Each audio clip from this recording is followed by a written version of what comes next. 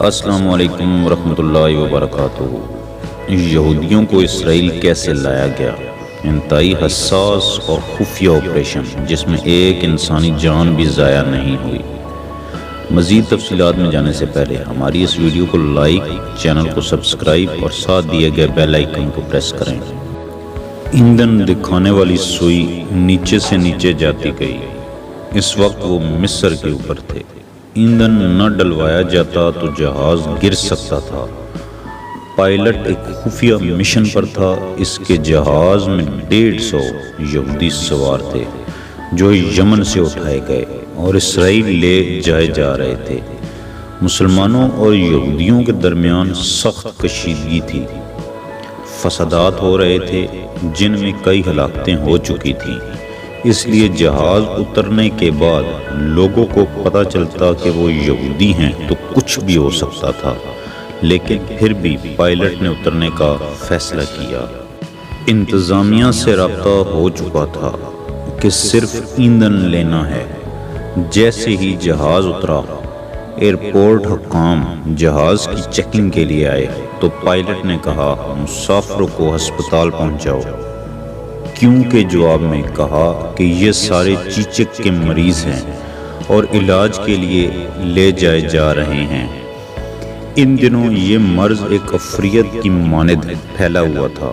لوگ اس سے خوفزدہ تھے، اس لیے انتظامیہ نے مسافروں سے دور رہنے میں ہی عافیت جانی اور جلدی سے ایندھن دے کر روانہ کر دیا کہ کہیں جراثیم نہ پھیل جائیں۔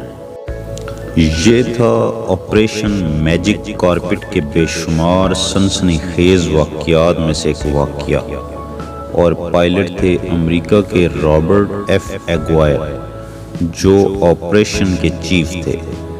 یہودیوں کے تحفظ کا منصوبہ 1948 میں اسرائیل کے قیام کے وقت قریباً 10 لاکھ یہودی مشرق وسطی، افریقہ اور عرب ممالک میں مختلف مقامات پر موجود تھے، جن کو کافی مشکلات کا سامنا تھا۔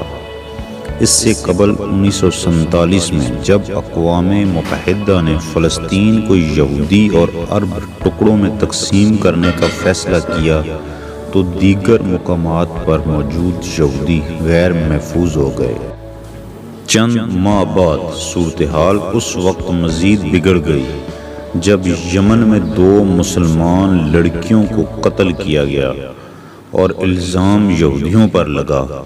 پھر فسادات شروع ہو گئے اور یہودیوں پر حملے ہونے لگے، جس پر امریکی اور اسرائیلی حکومتوں نے یہودیوں کو اسرائیل منتقل کرنے کا منصوبہ بنایا۔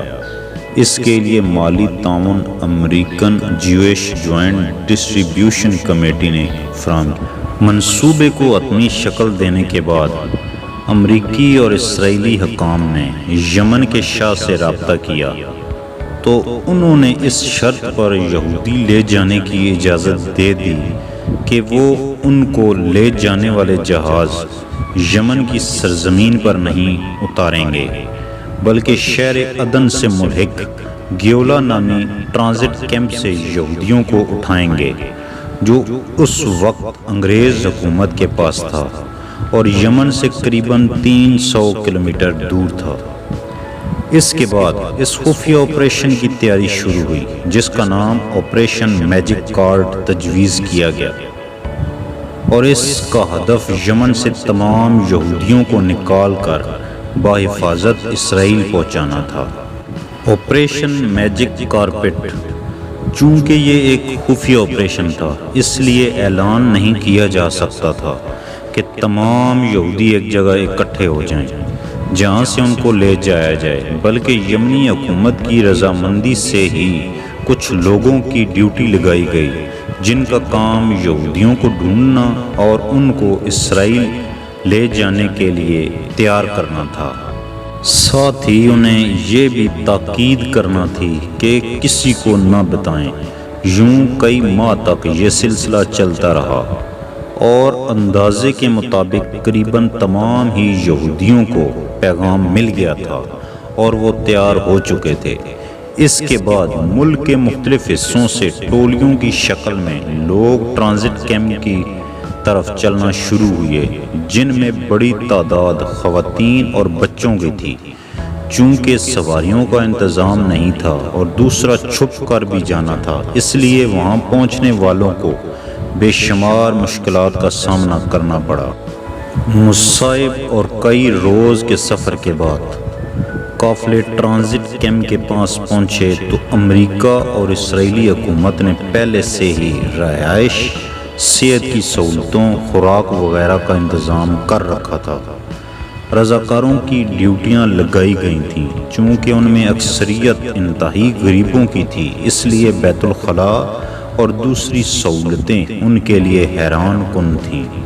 1949 کے جون کے آغاز میں جب پہلا جہاز پہنچا تو غریب لوگ اسے دیکھ کر ڈر گئے اور سوار ہونے سے انکار کر دیا، جنہیں رضاکاروں نے کافی سمجھا بجھا کر سوار کروایا، اور یوں پہلا جہاز قریباً 100 یہودیوں کو لے کر اڑا۔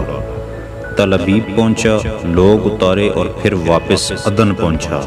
یہ سلسلہ ستمبر 1950 تک جاری رہا اور یہودیوں کو یمن سے اسرائیل پہنچایا جاتا رہا۔ یہ انتہائی خفیہ اور خطرناک آپریشن تھا، لیکن اسے اس مہارت سے پورا کیا گیا کہ اس میں ایک انسانی جان تک ضائع نہیں ہوئی۔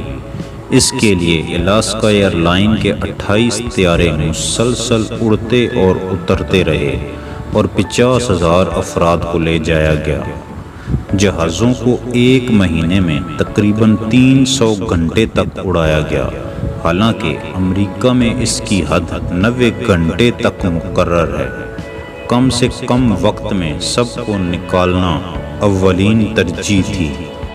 ڈگلس DC-4 کرٹس C-46 نامی جہازوں کی استطاعت اتنی نہیں تھی کہ اس قدر بڑا آپریشن کر سکیں۔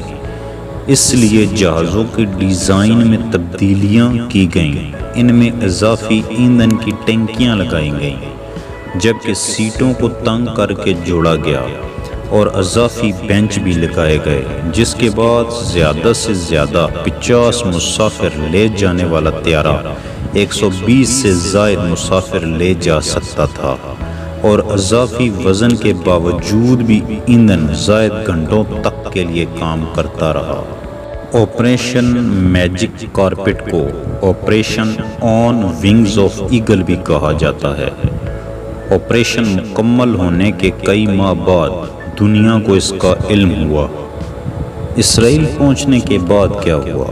منزل پر پہنچ جانے کے بعد بھی مسائل نے پیچھا نہ چھوڑا، کیونکہ اسرائیل کو آزاد ہوئے تھوڑا عرصہ ہوا تھا اور اسے بے تحاشا مسائل کا سامنا کرنا پڑا، جن میں سب سے بڑا مسئلہ مالی وسائل کا تھا۔ ایسے میں بہت بڑی تعداد کے ملک میں پہنچنے سے صورتحال مزید گمبھیر ہو گئی۔ سب سے پہلے آنے والوں کو بڑے شہروں کے مضافات میں قائم کیے جانے والے ٹرانزٹ کیمپوں میں لے جایا گیا، جہاں وہ چند ماہ تک قیام پذیر رہے۔ ان کی خوراک کا انتظام حکومت کی جانب سے کیا جا رہا تھا۔ صورتحال میں کچھ بہتری آنے پر ان کو زرعی علاقوں میں منتقل کر دیا گیا، جہاں کچھ نے کھیتی باڑی شروع کی۔ معاشی صورتحال بہتر ہوتی گئی اور ان میں سے کئی دوسرے اور بڑے شہروں کی طرف منتقل ہو گئے، جہاں دیگر نسلوں کے یہودیوں نے انہیں خوش آمدید کہا اور زندگی کے ہر شعبہ میں ان کو موقع دیے گئے۔ پڑھائی لکھائی اور آگے بڑھنے کے لیے بھرپور مواقع دیے گئے اور ووٹ کا حق بھی دیا گیا۔ اس طرح وہ جلدی گل مل گئے اور شادی بیاہ کے رشتوں میں بن گئے۔ آپریشن میجک کارپٹ کی کامیابی کے بعد اسرائیلی حکومت نے دنیا کے دیگر حصوں سے بھی یہودیوں کو اسرائیل لانے کا منصوبہ بنایا، اور بعد ازاں کئی آپریشنز ہوئے۔ عراق سے 1,20,000 یہودیوں کو ایئر لفٹ کیا گیا، یعنی جہازوں کے ذریعے اسرائیل لے جایا گیا۔ اس طرح 1984 میں سوڈان کے مہاجر کیمپ میں موجود 8000 ایتھوپین یہودیوں کو اسرائیل لے جایا گیا۔ 1991 میں اسرائیلی جہازوں نے صرف 36 گھنٹوں کے اندر 15,000 ایتھوپین یہودیوں کو اسرائیل منتقل کیا۔ اس طرح چند سال کے عرصہ میں قریباً 10 لاکھ یہودی اسرائیل پہنچے۔ چند سال قبل تک ایسی خبریں آتی رہی ہیں جن میں خفیہ طور پر یہودیوں کو اسرائیل منتقل کیا جاتا رہا۔ اسرائیل کا ایک ادارہ رضاکارانہ طور پر اس حوالے سے اب بھی کام کر رہا ہے۔